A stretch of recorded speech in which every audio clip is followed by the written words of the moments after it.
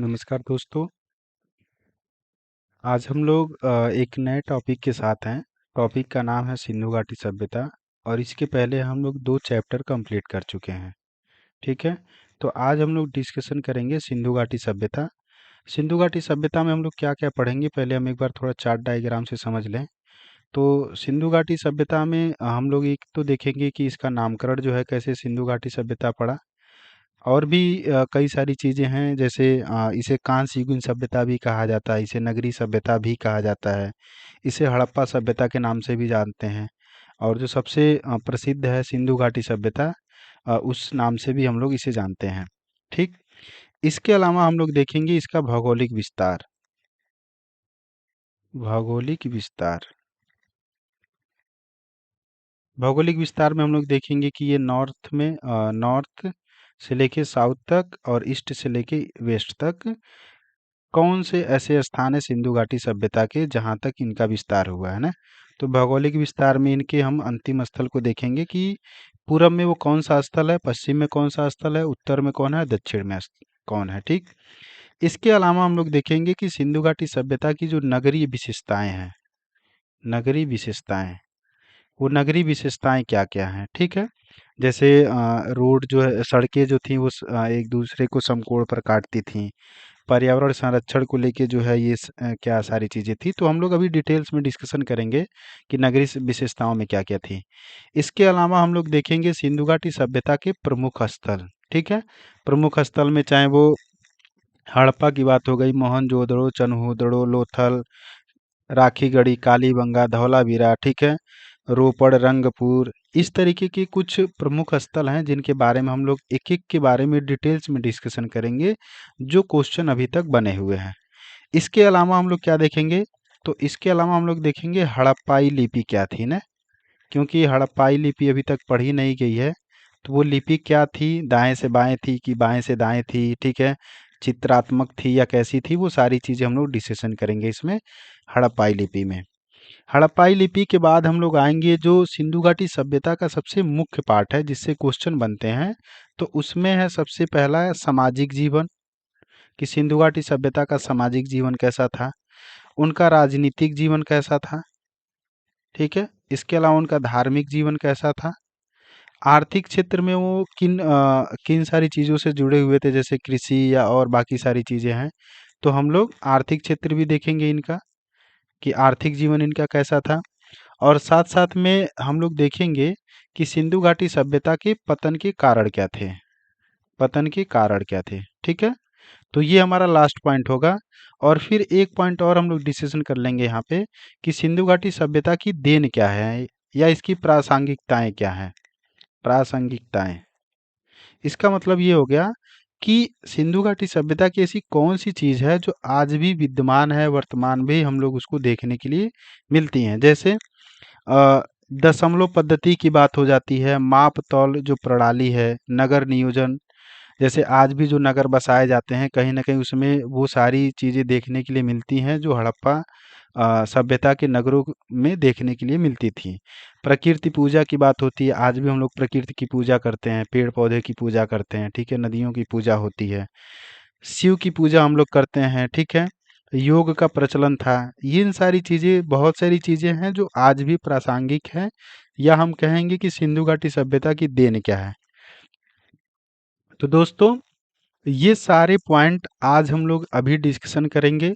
और फिर हमारा सिंधु घाटी सभ्यता का पूरा टॉपिक हमारे यूपीएससी यूपीएससी और यूपीपीसीएस, ठीक है, यूपीपीसीएस, बिहार पीसीएस और इसके अलावा एमपीपीसीएस, तो इन सभी एग्जामों को ध्यान में रखते हुए हम लोग सिंधु घाटी सभ्यता को कवर करेंगे। अब देखिए सिंधु घाटी सभ्यता के बारे में हम डिस्कशन करेंगे, लेकिन उसके पहले एक बात और जान लीजिए आप लोग, कि सिंधु घाटी सभ्यता की खोज तो बहुत बाद में हुई है। 1920 और 21 के समय पे सिंधु घाटी सभ्यता की खोज हुई है। लेकिन उसके पहले विद्वानों में एक कहावत प्रचलित थी कि जो सिकंदर था, भारत में जब सिकंदर ने आक्रमण किया था 326 ईसा पूर्व में, तो उसके पहले कोई इस तरह की सभ्यता देखने के लिए थी ही नहीं। तो इस बात को लेके कहीं न कहीं यहाँ पे कंट्राडिक्शन है, ठीक है? लेकिन उस चीज़ को तोड़ने का काम किस व्यक्ति ने किया? तो वो 2 व्यक्ति थे। एक का नाम था दयाराम साहनी और दूसरे जो थे उनका नाम था अ, राखल दास बनर्जी। राखल दास बनर्जी। ये 2 व्यक्ति थे जिन्होंने 1920 और 21 के दशक में इन लोगों ने क्या किया, या 1920-21 के टाइम पे इन लोगों ने जैसे दयाराम साहनी ने हड़प्पा हड़प्पा की खोज की और राखल दास बनर्जी ने इन्होंने मोहनजोदड़ो की खोज की। ठीक है दोस्तों, ये 2 प्रमुख स्थल थे। जब इन दोनों स्थलों की खोज हो गई जब इन दोनों स्थलों की खोज हो गई तो ये बात जो पहले से ये अवधारणा प्रचलित थी कि क्या नाम है, सिकंदर के आक्रमण से पहले कोई सभ्यता नहीं थी। इस अवधारणा को कहीं न कहीं इन दोनों व्यक्तियों ने क्या किया? समाप्त कर दिया। ठीक है? इन लोगों ने समाप्त कर दिया कि सिंधु घाटी सभ्यता जो है कहीं न कहीं एक ऐसी सभ्यता रही है जो सिकंदर के आक्रमण से पहले भी रही है। ठीक है? आगे फिर हम लोग देखेंगे कि बहुत सारे कालांतर में आके जो है कई सारे पुरातात्विद और इतिहासकार, जिसमें जॉन मार्शल का नाम आता है। जॉन मार्शल का नाम आता है। अब मैं कुछ नाम लिख दे रहा हूँ, कुछ बोल दूंगा ना, तो आप लोग उसको नोट कर लेंगे। जैसे केएन दीक्षित हैं, केएन दीक्षित हैं। ठीक है, इसी तरीके से एक अमलानंद घोष हैं जो बहुत ही फेमस नाम है, अमलानंद घोष। ठीक है, तो इस तरीके के कुछ इतिहासकार, कुछ पुरातात्विद जो रहे हैं, जो बाद में उत्खनन के माध्यम से कई सारी सामग्रियां जो हैं प्राप्त की हैं। और ये सारी सामग्री कहाँ से प्राप्त की हैं? तो ये सिंधु घाटी सभ्यता के आसपास के क्षेत्रों में ही लोग पाए थे। ठीक है, तो इसलिए जो है, चूंकि सिंधु नदी के आसपास ये सारी चीजें बसी हुई थी और वहीं आसपास में मिला हुआ था, तो इसलिए उसका नाम सिंधु घाटी सभ्यता भी रखा गया। ठीक है, अब कहा जाता है कि सबसे प्रमुख जो स्थल था ना, वो था हड़प्पा। ठीक है, तो हम लोग दूसरा पॉइंट डिस्कशन कर लेते हैं। पहला हम लोगों ने सिंधु घाटी सभ्यता के बारे में थोड़ा सा परिचय कर लिया कि सिंधु घाटी सभ्यता की खोज जो है, ये एक अवधारणा प्रचलित थी कि सिकंदर के आक्रमण से पहले भारत में कोई इस तरीके की सभ्यता नहीं थी। लेकिन दयाराम साहनी और राखलदास बनर्जी ने ये सिद्ध कर दिया कि नहीं, सिकंदर के आक्रमण से पहले भी एक सभ्यता थी जिसका नाम था सिंधु घाटी सभ्यता। सिंधु घाटी सभ्यता के अलावा हम देखेंगे कि और भी कई सारे पुरातात्विद इतिहासकार जैसे जॉन मार्शल, कियान दीक्षित, अमलानंद घोष, इसके अलावा आप देखेंगे कि ऑरेन स्टाइन, अर्नेस्ट मैके और भी कई सारे इतिहासकार रहे हैं जिन्होंने उत्खनन करके बहुत सारी महत्वपूर्ण सामग्रियों को प्राप्त किया और ये बताया कि कहीं न कहीं सिंधु घाटी सभ्यता जो कुछ सूचनाएं उन लोगों ने इतिहास के रूप में वर्णित किया। चलिए ठीक है दोस्तों, तो हम लोग आगे बढ़ेंगे, नामकरण में हम लोग आ जाएंगे कि आखिर ये नामकरण जो है कैसे इनका नामकरण पड़ा। तो जैसे नामकरण के बारे में कहा जाता है कि सिंधु घाटी सभ्यता को सबसे पहले अ, हड़प्पा नाम से भी जाना जाता है, नहीं, हड़प्पा सभ्यता, हड़प्पा सभ्यता। तो दोस्तों एक लाइन में है इसकी परिभाषा। हड़प्पा सभ्यता के नाम से क्यों जाना जाता है सिंधु घाटी सभ्यता को? तो याद रख लीजिएगा कि सिंधु घाटी सभ्यता के अंतर्गत जो है ना कई सारे प्रमुख स्थल रहे हैं ना। उन स्थलों में जो सबसे पहला स्थल था, पहला स्थल जो इसकी खोज की गई थी, वो थी हड़प्पा। ठीक है, और इसीलिए इसके नाम पे ही पूरे सभ्यता का नाम रख दिया गया, हड़प्पा सभ्यता। कहा जाता है कि सिंधु घाटी सभ्यता एक कांस्य युगीन भी सभ्यता थी। कांस्य युगीन सभ्यता क्यों थी? क्योंकि इसके बारे में कहा जाता है कि बहुत सारे कांसे की भी वस्तुएं यहाँ पे मिली हैं, इसलिए इसे कांस्य युगीन सभ्यता भी कहा जाता है। ठीक, इसके अलावा इसे नगरी सभ्यता कहा जाता है। तो नगरी सभ्यता क्यों कहा जाता है? नगरी सभ्यता, नगरी सभ्यता इसलिए कहा जाता है क्योंकि ये नगर की जो विशेषताएं मिलती है ना देखने के लिए, कि सड़कें एक दूसरे को समकोण पर काट रही हैं, नालियों को ढका गया है। ठीक है, इसके अलावा जो शासक वर्ग है वो उच्च मतलब ऊंचे दुर्ग में रहता है, जो और बाकी जो मजदूर हैं, श्रमिक वर्ग हैं, वो निम्न दुर्ग में रहते थे। इसके अलावा अगर आप देखेंगे कि जल निकास प्रणाली हो गई, जल निकास प्रणाली हो गई। तो ये कुछ नगरों की विशेषताएं होती हैं, वो सारी विशेषताएं हमको यहाँ पे देखने के लिए मिलती है। तो इससे ये पता चलता है कि सिंधु घाटी सभ्यता कहीं ना कहीं नगरी सभ्यता थी, इसलिए इसे नगरी सभ्यता के नाम से भी जाना जाता है। तो दोस्तों ये नामकरण के संदर्भ में रहा है, और भी कुछ पॉइंट आएंगे तो हम लोग बाद में भी डिस्कशन कर लेंगे, ठीक है। इतना पर्याप्त है। अब सिंधु घाटी सभ्यता की जो भौगोलिक विस्तार है उसको हम लोग देख लेंगे। सिंधु घाटी सभ्यता की भौगोलिक विस्तार को ना, यहीं पे हम लोग विस्तार वाले टॉपिक को भी कवर कर ले रहे हैं।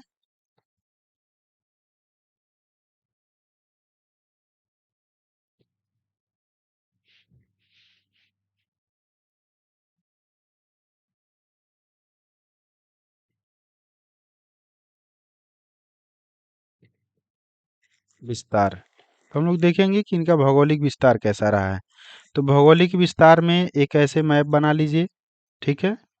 इसमें ऊपर लिख दीजिए उत्तर, इधर लिख लीजिए पूर्व, और इधर लिख लीजिए पश्चिम, ठीक है। ये उत्तर है तो नीचे क्या हो जाएगा, दक्षिण हो जाएगा, ठीक है। तो कहा जाता है कि सिंधु घाटी सभ्यता का जो विस्तार रहा है, वो अंतिम स्थान जो पूरब में रहा है उसका नाम था आलमगीरपुर। आलमगीरपुर। और ये आलमगीरपुर पड़ता कहाँ पे है, तो ये पड़ता है उत्तर प्रदेश में, ठीक है। अभी हम लोग और भी आएंगे इस पॉइंट पे। दूसरा पॉइंट अगर हम लोग यहाँ पे नोट करें, तो एक तो हो गया ये जगह जो है वो है आलमगीरपुर, और ये पड़ता कहाँ पे है, उत्तर प्रदेश में पड़ता है। इसके अलावा ये किस नदी पे है, तो नदी का जो नाम है वो है, लिख लीजिए हिंडन नदी है, हिंडन नदी है, ठीक। इसी तरीके से पश्चिम का जो क्षेत्र है वो है सुतकांगे डोर, सुतकांगे डोर, ठीक है। अब ये किस राज्य में पड़ता है ये भी जान लीजिए, तो ये पड़ता है आपका बलूचिस्तान में। बलूचिस्तान, बलूचिस्तान कहाँ पड़ता है, तो ये पड़ता है पाकिस्तान में, ठीक है। और ये किस नदी के किनारे है, तो ये दास के नदी के किनारे है। नदी का जो नाम है वो है दास के नदी, ठीक। उत्तर में जो जगह है वो है मांडा, मांडा। और मांडा कहाँ पड़ता है, तो याद रखिएगा ये जम्मू कश्मीर में पड़ता है, जम्मू कश्मीर में पड़ता है, ठीक। इसके अलावा हम लोग देखेंगे दक्षिण भारत में जो जगह है वो है महाराष्ट्र में पड़ता है, और जो जगह का नाम है वो है दैमाबाद, दैमाबाद। ये दैमाबाद कहाँ पड़ता है, तो ये पड़ता है महाराष्ट्र में, महाराष्ट्र में, ठीक है। किस नदी के किनारे है, तो याद रख लीजिएगा ये नर्मदा नदी के किनारे है, नर्मदा नदी के।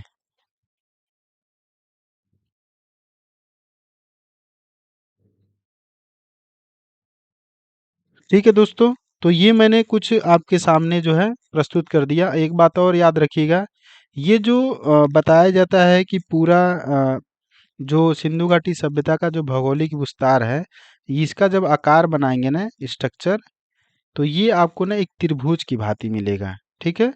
किसकी भांति, त्रिभुजाकार, त्रिभुजाकार, ठीक है। तो ये चीजें मैंने एक तो यहाँ पे नोट कर लिया। अब कुछ और भी चीजें हैं यहाँ पे नोट कर लीजिए। उत्तर से जब दक्षिण की तरफ आएंगे तो आपको जो दूरी मिलेगी ना, मतलब उत्तर से और दक्षिण के बीच की जो दूरी है सिंधु घाटी सभ्यता की, वो आपको मिलेगा 1100 किलोमीटर का। कितना, 1100 किलोमीटर का। तो उत्तर से दक्षिण की जो दूरी है वो कितना है, 1100 किलोमीटर का है। इसी तरीके से अगर आप पूरब से पश्चिम की तरफ जाएंगे तो ये जो दूरी मिलेगी आपको वो मिलेगी 1600 किलोमीटर का, 1600 किलोमीटर का। तो ये भी एक पॉइंट है, याद कर लीजिए।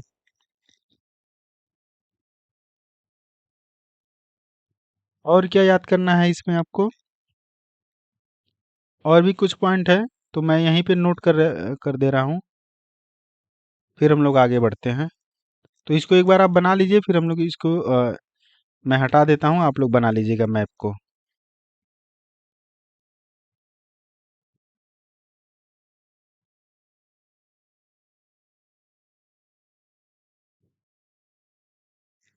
चलिए कुछ पॉइंट हैं और याद कर लीजिएगा। जैसे 1921 में दयाराम साहनी ने दयाराम साहनी ने हड़प्पा स्थल की खोज की थी। हड़प्पा स्थल की खोज की थी, ठीक है। इसी तरीके से याद कर लीजिएगा 1922 में राखल दास बनर्जी ने जिस स्थल की खोज की थी उसका क्या नाम था? मोहनजोदड़ो। मोहनजोदड़ो। तो ये दो पॉइंट जरूर आपको याद रखना है, ठीक। अब आपको एक यहाँ पे और शब्द मिलेगा कि हड़प्पा सभ्यता का जो काल निर्धारण किया गया है, हड़प्पा सभ्यता का काल निर्धारण ये जो बताया गया है, वो बताया गया है कि ये 250 सॉरी 2500 बीसी से लेके 1700 बीसी बताया गया है, ठीक है। बीसी को हम लोग ईसा पूर्व भी कहते हैं। तो हम कहेंगे कि 2500 ईसा पूर्व से लेके 1700 ईसा पूर्व तक का जो है, कहीं कहीं 1750 लिखा हुआ है तो लिख लीजिएगा 1750 ही कर लीजिए इसको ना। 1750 बीसी यानी ईसा पूर्व तक का जो है इसका काल खंड बताया गया है। लेकिन एक बात और यहीं पे लिख लीजिए कि जो नवीन शोध निकल कर आया है, उस नवीन शोध से ये पता चला है कि सिंधु घाटी सभ्यता का जो समय बताया गया है ना, वो बताया गया है 8000 साल पुराना। 8000 साल पुराना है ये, ठीक है। तो ये कुछ पॉइंट थी जिन्हें आपको याद कर लेना है। बाकी हम लोग देखेंगे कि सिंधु घाटी सभ्यता के स्थल में जब हम लोग जाएंगे, चाहे वो हड़प्पा की बात हो गई, ठीक है, या मोहनजोदड़ो, चनहुदड़ो, ठीक है, लोथल, कालीबंगा, राखीगढ़ी, तो उनमें हम लोग सारी चीजें डिटेल्स में करेंगे एक एक पॉइंट। तो यहाँ पे बस इतना ही हो गया। एक पॉइंट और यहाँ पे लिख लीजिए कि सिंधु घाटी सभ्यता में कुछ प्रमुख न आपको मिलेंगे ऐसे निवासी या प्रजातियां मिलेंगे। तो वो प्रजातियों की संख्या 4 मिलेगी आपको ना।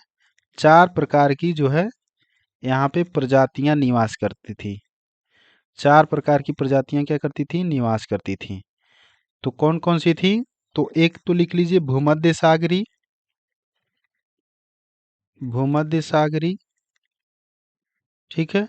दूसरा लिख लीजिए अल्पाइन। अल्पाइन। तीसरा लिख लीजिए मंगोलायड। मंगोलायड। और अगला लिख लीजिए प्रोटो ऑस्ट्रेलाइड। मैं ऊपर लिख दे रहा हूँ, प्रोटो ऑस्ट्रेलाइड, ठीक है। ये कुछ जातियां रही हैं जो यहाँ पे निवास करती थी। तो मैं एक बार दोबारा बोल दे रहा हूँ, भूमध्य सागरी, अल्पाइन, मंगोलायड और प्रोटो ऑस्ट्रेलाइड, ठीक है। ये 4 जातियां निवास करती थी। दोस्तों अब हमारा अगला पॉइंट जो है वो है सिंधु घाटी सभ्यता की नगर विशेषताएं। सिंधु घाटी सभ्यता के बारे में कहा जाता है कि यह एक क्या थी? नगरी सभ्यता थी। सिंधु घाटी सभ्यता क्या थी? एक नगरी सभ्यता थी, ठीक है। दूसरा पॉइंट क्या हम लोग जानेंगे इसमें? तो जो पुरातात्विक अवशेष मिले हैं और जो खोजें की गई हैं, उनसे इस बात की पता चलती है कि सिंधु घाटी सभ्यता के जो लोग थे वो पर्यावरण के अनुकूल जो है कहीं ना कहीं नगर नियोजन करते थे। तो पर्यावरण के प्रति जो है इनकी समझ थी, पर्यावरण के प्रति इनकी समझ थी, ठीक है। और इसी को ध्यान में रखते हुए कहीं ना कहीं ये नगर नियोजन का काम किए थे। नगर नियोजन का कार्य किया गया था, ठीक है। जल निकास प्रणाली, जल निकास प्रणाली जो है इनकी प्रसिद्ध थी। जल निकास प्रणाली का मतलब क्या हुआ कि घरों से जो नाले निकलते हैं जल के, वो जाके बड़ी नालियों से जुड़ जाते हैं, ठीक है। तो जल निकास प्रणाली, और ये जो नालियां होती थी इनको ढके भी रहते थे। तो हम लोग सिंधु घाटी सभ्यता की नगर विशेषताओं में देख रहे हैं कि सबसे पहला पॉइंट तो ये हो गया कि सिंधु घाटी सभ्यता एक नगरीय सभ्यता थी। हम लोग ये जान गए हैं कि जो शोध निकल कर आए हैं और जो अनुसंधान हुए हैं इस पे और जो अवशेष मिले हैं ना, पुरातात्विक जो अवशेष मिले हैं, उनसे इस बात की पता चलती है कि सिंधु घाटी सभ्यता के जो लोग थे वो पर्यावरण के प्रति क्या थे, सजग थे। ठीक है, ये नगर नियोजन जो है ये बताता है इनका कि कहीं न कहीं ये पर्यावरण के प्रति इनकी समझ अच्छी थी। पर्यावरण के ही संदर्भ में हम लोग देखेंगे कि जो जल निकास प्रणाली थी, वो भी जो है उच्च कोटि की मानी जाती है, जो नगर विशेषताओं की सबसे प्रमुख एक होती है जल निकास प्रणाली। इसके अलावा इसके सिंधु घाटी सभ्यता की नगरीय विशेषताओं में देखेंगे कि जो सड़कें होती थीं, वो एक दूसरे को समकोण पर काटती थीं। जो सड़कें हैं, वो एक दूसरे को समकोण पर काटती हैं।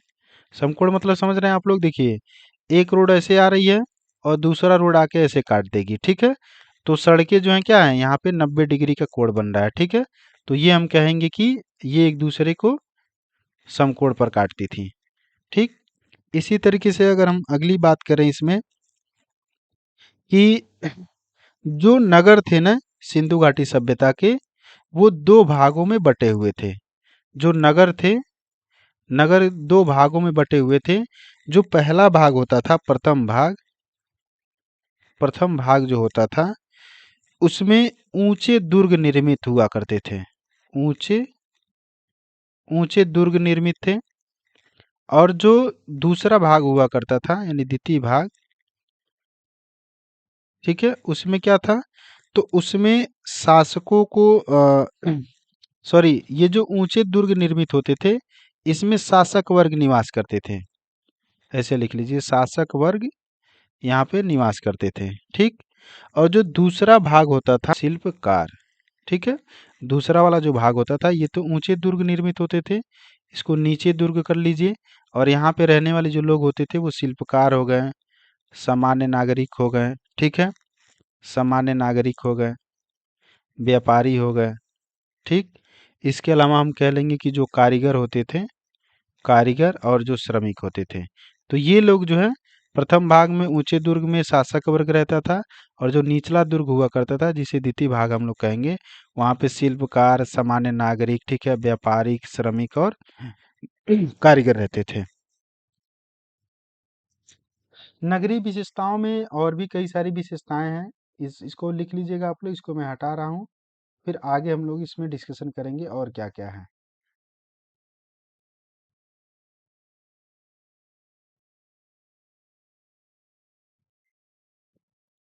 ठीक है दोस्तों, चलिए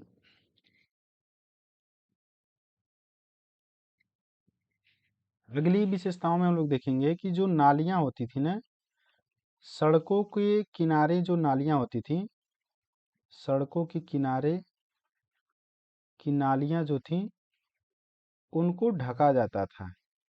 ठीक है, ये भी नगरीय विशेषताओं में ही आता है। ठीक, इसके अलावा हड़प्पा, मोहनजोदड़ो और कालीबंगा की जो नगर योजना है, वो लगभग एक समान थी। तो मैं लिख दे रहा हूँ, हड़प्पा, मोहनजोदड़ो, मोहनजोदड़ो और कालीबंगा, कालीबंगा, इनकी जो नगर नियोजन प्रणाली थी, नगर नियोजन प्रणाली थी, वो एक समान थी। ठीक है, तो मैं बोल दे रहा हूँ, उसको जरूर आप लोग लिखते रहिएगा। इसके अलावा जो कालीबंगा है, कालीबंगा, कालीबंगा और रंगपुर, अगर इन दोनों को छोड़ दिया जाए, ठीक है, तो जितने भी नगर इसमें मिलते हैं सिंधु घाटी सभ्यता में, इनको छोड़कर इनको छोड़कर जितने भी मिलते हैं, सभी क्या हैं, पकी ईंटों का प्रयोग किया गया है। पकी ईंटों का प्रयोग किया गया है। तो ये कुछ विशेषताएं हैं जिनको मैं यहाँ पे नोट करवा रहा हूँ, आप लोग जरूर लिख लीजिएगा। आमतौर पे कहा जाता है कि एक आंगन मिलता था, मतलब प्रत्येक घर में एक आंगन मिलता था। ठीक है, रसोई घर हुआ करती थी, और एक जो है स्नानागार होता था, स्नानागार। तो ये भी एक विशेषता ही है। कि एक घर बनाया गया है, उस घर में कहीं ना कहीं एक आंगन है, एक रसोई घर है और एक स्नानागार है, और ये सारी चीजें एक नगरीय विशेषताओं को कहीं ना कहीं प्रदर्शित करती हैं। इसके अलावा कहा जाता है कि घरों में कुएं के अवशेष भी मिले हैं, घरों में कुएं के अवशेष मिले हैं। इसके अलावा और क्या मिला है, तो बड़े बड़े भवन जो मिले हैं, ये बताते थे, बड़े बड़े भवन, बड़े बड़े भवन, ये कहीं ना कहीं बता रहे हैं कि हड़प्पा और मोहनजोदड़ो। अब एक चीज और बताया जाता है कि यहाँ पे जो ईंटों का प्रयोग किया जाता था ना, ईंटों का जो प्रयोग था, उसका जो अनुपात था वो क्या था, 4:2:1। इसका मतलब जो लंबाई होती थी, ठीक है, लंबाई और जो चौड़ाई होती थी, ये तो लंबाई हो गई और ये चौड़ाई हो गई, ठीक है, और इसके अलावा इसकी जो मोटाई है, ठीक है, वो कहीं ना कहीं, भाई घर बनेगा तो ऐसे ही बनेगा, ऐसे तो बन नहीं जाएगा घर, तो घर का पूरा एक शेप होता है, ठीक है, ये इसकी लंबाई हो गई, ये चौड़ाई हो गई और ये मोटाई हो गई, ठीक है। तो अब ये जो चीजें बनाई जा रही थी, इसका अनुपात क्या था, तो 4:2:1 के अनुपात में ये सारी चीजें बनाई जाती थी, ठीक है। मोहनजोदड़ो से एक विशाल स्नानागार मिला है, जो कहीं ना कहीं ये बताता है कि सिंधु घाटी सभ्यता जो है एक नगरीय सभ्यता थी। इसके अलावा अन्नागार भी मिले हैं, ठीक है, स्नानागार मिले हैं, अन्नागार मिले हैं, रसोई घर मिला है, आंगन मिला है, ठीक है। तो ये सारी चीजें ये बता रही हैं कि सिंधु घाटी सभ्यता क्या थी, एक नगरीय सभ्यता थी। तो मैंने मैक्सिमम सारी चीजें कवर करा दी हैं नगरीय सभ्यताओं में। अब अगला जो है हमारा वो है प्रमुख स्थल।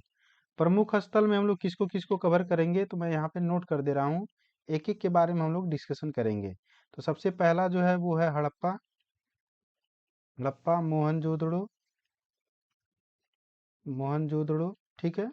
मोहनजोदड़ो के बाद हम लोग चनहुदड़ो करेंगे, चनहुदड़ो, चनहुदड़ो के बाद लोथल, लोथल के बाद कालीबंगा, कालीबंगा के बाद राखीगढ़ी, राखीगढ़ी, ठीक है। राखीगढ़ी के बाद हम लोग करेंगे यहाँ पे बनावली, बनावली, और फिर लास्ट में है धौलावीरा, ठीक है, धौलावीरा। इसके अलावा और भी हैं, तो उसको हम लोग कर लेंगे।